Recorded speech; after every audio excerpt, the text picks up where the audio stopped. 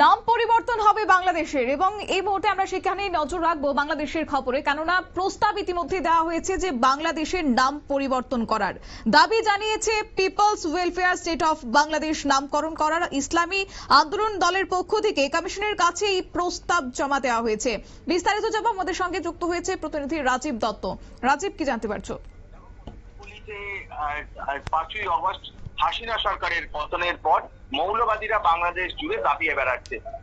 হিন্দুদের উপর, সংখ্যালঘুদের উপর অত্যাচার হচ্ছে জানো, এবং মৌলবাদী শাসন চালু হয়ে গিয়েছে অলিখিত ভাবে, কিন্তু দাবি উঠেছে ইসলামিক শাসন চালু করার, এবং তারই একটি ধাপ এগিয়ে গেল আজকে বাংলাদেশের নাম পরিবর্তন করার দাবি প্রস্তাব জমা পড়েছে। বাংলাদেশের যে ঐকমত্য কমিশন হয়েছে, বাংলাদেশে এই সরকার আসার পর ইউনূস সরকার যে ঐকমত্য কমিশন তৈরি করেছে, যার অফিস হচ্ছে জাতীয় সংসদ ভবনে, সেই অফিসে আজকে জমা পড়েছে বাংলাদেশ এর নাম পরিবর্তনের। কারণ বাংলাদেশের এখন জানো যে বাংলাদেশকে বলা হয় গণপ্রজাতন্ত্রী বাংলাদেশ, সেই জায়গায় নতুন নামকরণের একটা প্রস্তাব দেওয়া হয়েছে ঠিক দলের তরফ থেকে। এটা হচ্ছে বাংলাদেশের মানে ইসলামী আন্দোলন দল, সেই দলে মৌলবাদী দল, সেই দলের পক্ষ থেকে আজকে লিখিতভাবে প্রস্তাব দেওয়া হয়েছে যে বাংলাদেশের নতুন নাম হোক পিপলস ওয়েলফেয়ার স্টেট বা বাংলাদেশ জনকল্যাণ রাষ্ট্র।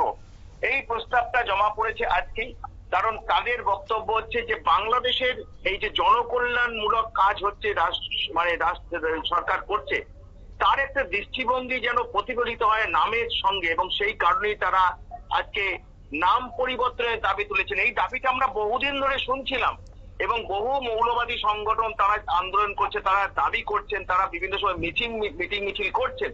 তারা কিন্তু দাবি করছিলেন বাংলাদেশের নাম পরিবর্তন করা হোক, অর্থাৎ গণপ্রজাতন্ত্রী থেকে নাম পরিবর্তন করা হোক, কিন্তু সেভাবে প্রস্তাবটা কিন্তু কেউ কখনো দেয়নি। আজকে কিন্তু প্রথম বাংলাদেশ এর যে কমিশনের কাছে, ঐকমত্য কমিশনের কাছে সরকারি ভাবে প্রস্তাব দেওয়া হলো যে নাম পরিবর্তন করা হোক পিপলস অর্থাৎ গণপ্রজাতন্ত্রী বাংলাদেশ নয়, পিপলস ওয়েলফেয়ার স্টেট বা বাংলাদেশ জনকল্যাণ রাষ্ট্র। বুঝতেই পারছো যে বাংলাদেশ মৌলবাদের দিকে এগিয়ে যাচ্ছে, অর্থাৎ মৌলবাদীরা যে বাংলাদেশ শাসন করছে সেটা তো আমরা বুঝতেই পারছি, কারণ ইউনূস সরকার মৌলবাদীদের সমর্থন করছে এবং যার ফলে বাংলাদেশ জুড়ে এখন মৌলবাদীদের দাপট।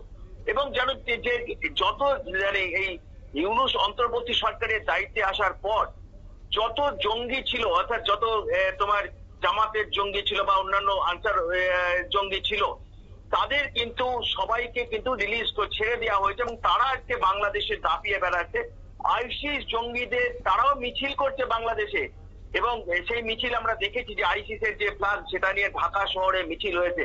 অর্থাৎ এটা যে হবেই সেটা কিন্তু আমরা বুঝতেই পারছিলাম, যারা ওখানকার মানুষও বুঝতে পারছিলেন, কারণ এই যে মৌলবাদী শক্তি তারা যে সংখ্যায় খুব বেশি তা নয়, কিন্তু তারা যেভাবে রাস্তায় দাপিয়ে বেড়ায় এবং সরকার তাদের মদত দেয় সেটা কিন্তু আমরা দেখছি। এবং তার অন্য নিদর্শন হিসেবে দেখলাম যে আজকে বাংলাদেশের ঐকমত্য কমিশনের কাছে বাংলাদেশের নাম পরিবর্তনের প্রস্তাব দেওয়া হলো। বুঝতে পারছো যে বাংলাদেশ একটা গণতান্ত্রিক দেশ, সেই বাংলাদেশকে মৌলবাদী একটা ইসলামিক শাসন প্রতিষ্ঠা করার একটা এক ধাপ এগিয়ে গেল, এবং সেই দাবি নিয়ে আজকে ঐকমত্য কমিশনের কাছে দাবি জানালো বাংলাদেশের একটি মৌলবাদী দল।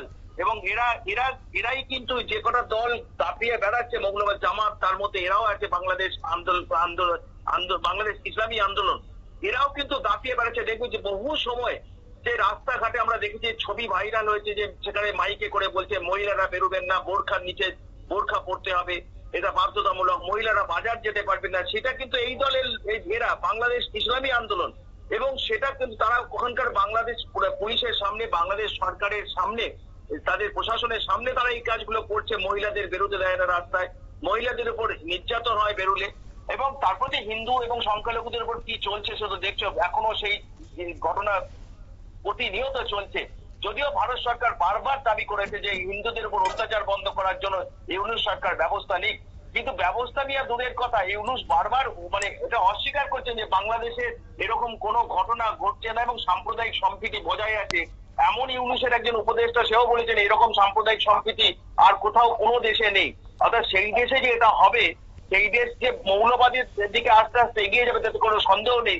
কিন্তু আজকে সেটা অফিসিয়ালি হলো যে বাংলাদেশের ইসলামী আন্দোলনকারী দল তারা অফিসিয়ালি লিখিতভাবে বাংলাদেশের নাম পরিবর্তন করে গণপ্রজাতন্ত্রী বাংলাদেশের পরিবর্তে পিপলস ওয়েলফেয়ার স্টেট বা বাংলাদেশ জনকল্যাণ রাষ্ট্র রাখার পক্ষে সওয়াল করে বাংলাদেশ ঐকমত্য কমিশনের কাছে প্রস্তাব জমা দিল শতাব্দী।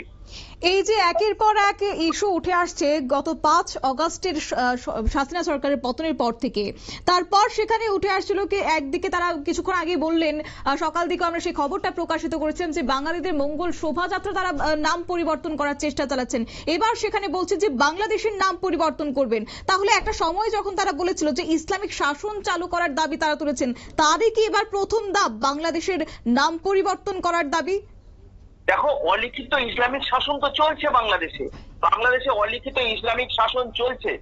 যে দেশে মানে হিন্দু এবং সংখ্যালঘুরা অত্যাচারিত হয়, উল্টে সংখ্যালঘুরা তার প্রতিবাদ করলে তাদের অ্যারেস্ট করা হয়, তাদের বিরুদ্ধে রাষ্ট্রদ্রোহিতার মামলা দেওয়া হয়। সেটা দেখেছো চিন্ময় প্রভু, ইস্কন সন্ন্যাসী, তাকে বিনা বিচারে আটকে রাখা হয়েছে এবং দীর্ঘদিন ধরে ভারত সরকার তার প্রতিবাদ করেছে। তারা কিন্তু সেই অন্তর্বর্তী সরকার সেই সিদ্ধান্ত থেকে পিছিয়ে আসেনি এবং অনেক সন্ন্যাসীকে কিন্তু গ্রেপ্তার করা হয়েছে, বহু হিন্দু নেতাকে গ্রেপ্তার করা হয়েছে। অর্থাৎ এই ধাপে ধাপে যে মৌলবাদের দিকে যাচ্ছে এটা তো আমরা বুঝতেই পারছিলাম এবং তার অন্যতম হচ্ছে যে নববর্ষের দিন মঙ্গল শব্দটা ব্যবহার করা যাবে না।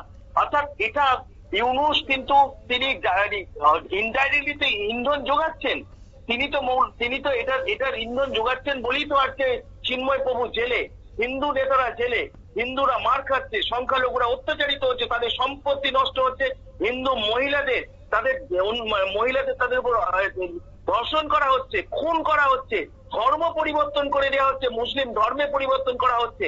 অর্থাৎ এই পদক্ষেপ অনেক আগে শুরু হয়ে গিয়েছে। অর্থাৎ এটা কিন্তু আনঅফিসিয়ালি শুরু হয়ে গেছে, যেটা মদত দিচ্ছে বাংলাদেশের অন্তর্বর্তী সরকার এবং তার পরামর্শদাতারা। সেগুলো তো তারা শিলমোহর দিচ্ছে, তারা বিভিন্ন সময় রাজনৈতিক ভাবে শিলমোহর দিচ্ছে, যদিও সরকারি ভাবে তারা বলছে না এরকম কোনো ঘটনা নেই। কিন্তু আজকে কিন্তু যেটা হলো যে সত্যি একটা নজিরবিহীন, এইটা কিন্তু আমরা তো এক্সপেক্টই করছিলাম যে নাম পরিবর্তন হবে, মৌলবাদী শাসন চালু হোক। এটা তো বাংলাদেশে মৌলবাদীরা চাইছেন, পাকিস্তান চাইছে, কারণ এখন পাকিস্তান দিয়ে পরিচালিত হচ্ছে বাংলাদেশ। অর্থাৎ এটা কিছু মানে আমাদের কাছে আশ্চর্য, বাংলাদেশের মৌলবাদীরা এটা চাইছেন এবং সেটা বাংলাদেশ ইউনূসের কাছে কোনো আশ্চর্য নয়। ইউনূস তো চাইছেন যে মৌলবাদী শাসন প্রতিষ্ঠা করা হোক এবং তারই পদক্ষেপ হিসেবে এই বাংলাদেশের এই দল অর্থাৎ ইসলামিক আন্দোলন দল তারা তো এই প্রস্তাবটা জমা দিল। আচ্ছা, বলতে পারো যে যারা এতদিন ধরে জঙ্গি এই অত্যাচার করেছে, যারা বিভিন্ন সময় বাংলাদেশের জঙ্গিমূলক কাজ করেছে এবং ভারতের বিরুদ্ধে চক্রান্ত করেছে, তাদের বিজনেস ছেড়ে দিয়েছে, এই মৌলবাদী সংগঠনের নেতাদের ছেড়ে দিয়েছে। অর্থাৎ বাংলাদেশের নাম পরিবর্তনে উদ্যত হয়েছে এবার মৌলবাদী সংগঠনগুলো। একেবারেই রাজীব, অসংখ্য ধন্যবাদ তোমাকে। আপনারা শুনলেন আমাদের প্রতিনিধির বক্তব্য। গণপ্রজাতন্ত্রী বাংলাদেশের পরিবর্তে এবার বাংলাদেশের নতুন নাম হোক পিপলস ওয়েলফেয়ার স্টেট কিংবা বাংলাদেশ জনকল্যাণ রাষ্ট্র, এবং এই নিয়ে ইতিমধ্যে প্রস্তাব তারা দিয়েছেন।